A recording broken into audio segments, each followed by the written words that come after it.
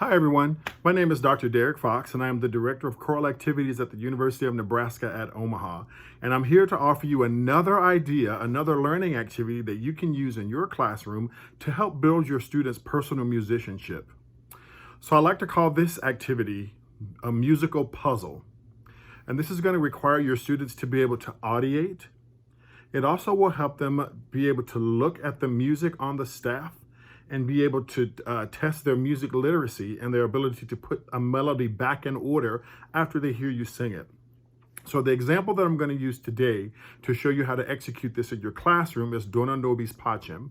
I'm only going to use the first part of it to demonstrate the activity, but you could use the entire thing depending upon the musicianship ability of the students that are in your class. So the way you would execute it, and this is an option one, I have an option two for you as well, but option one would be you start out by singing the part of the melody that you choose twice. For example, Dona nobis pacem, pacem. Dona nobis pacem.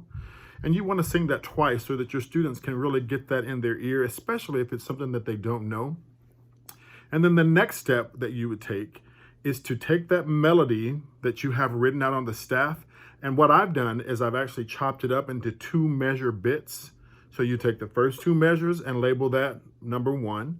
You take the next 2 measures, label that number 2. You take the next 2 measures, label that number 3. And then you take the last 2 measures and label that number 4. And once you do that, you can put those in a different order and have the students try to figure out the correct order based on what you sang. So again, with option one, it's not very difficult, and it's a low on-ramp for everybody to be able to engage in this process. Another way that if you're online and you need to get students to respond to you, you can ask them to send you a private message in which they put the numbers in the correct order based on what they think, how the melody is lined out in the staff. So it's a really great way to get them to begin to put their ears and their eyes together, put what they hear with what they see. And it's a fun activity, which fun is not a bad word when we're working in the music realm. You could still have a wonderful time and include that as a part of your teaching activity. We don't want that to be the only thing that we do, because part of what we do is also grow and build musicianship within our students.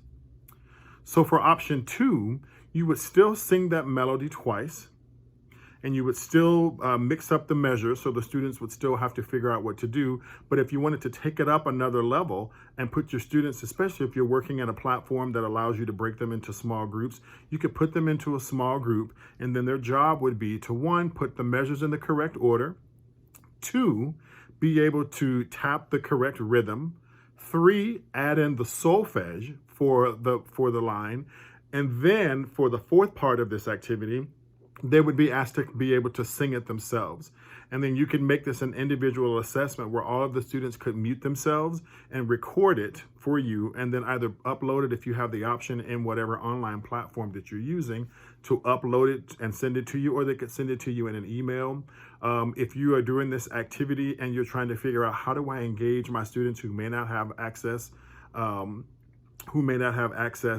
to a computer, this is something that you could set up beforehand and maybe even put on a preloaded flash drive for a student. So go ahead and have these measures all mixed up. And then if you have a set of students who can only be reached by phone, they would be able to hear you sing, but have the material in front of them to be able to do the work that they need. And you could work on this as a collaborative group over a group phone call. So there are many ways to make this work. And again, it will help build your students' musicianship level, and it encourages music literacy.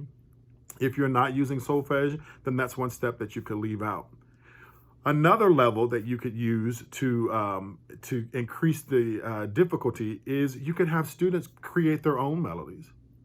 and then they would present them and actually do this exercise and lead this exercise with their classmates. And if you are on another meeting platform that allows for you to break out into sessions, you could have groups create their own melodies. Of course, you would have to do some pre-activities before this to be able to give them the skills they need to be successful. But you could have them create these little melodies by themselves, and then they as a group could come back and do a presentation of this melodic puzzle learning activity for your students. So, and also you can differentiate it at many different levels. You might even think about taking, if you were going to work with a high school group, you could use a full octavo and take out one part.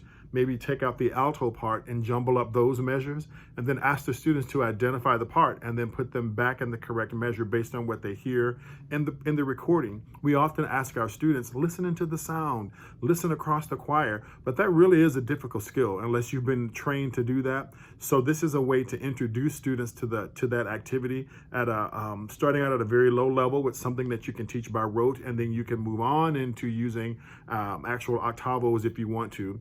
So there are many benefits for all levels, and I hope that if you decide to implement this, you are very successful and you give yourself the leeway to just go through it slowly. It doesn't have to be a grand scheme at the very beginning. We really are trying to create activities at which our students can be successful with right off the bat. And then as you progress into the semester and everyone is a little more comfortable with how things are going to look in your classroom, you can increase the difficulty level. All right. Thank you so much for watching. I hope you find this helpful, and I really appreciate you. We are in this together, and you can do this. Thank you.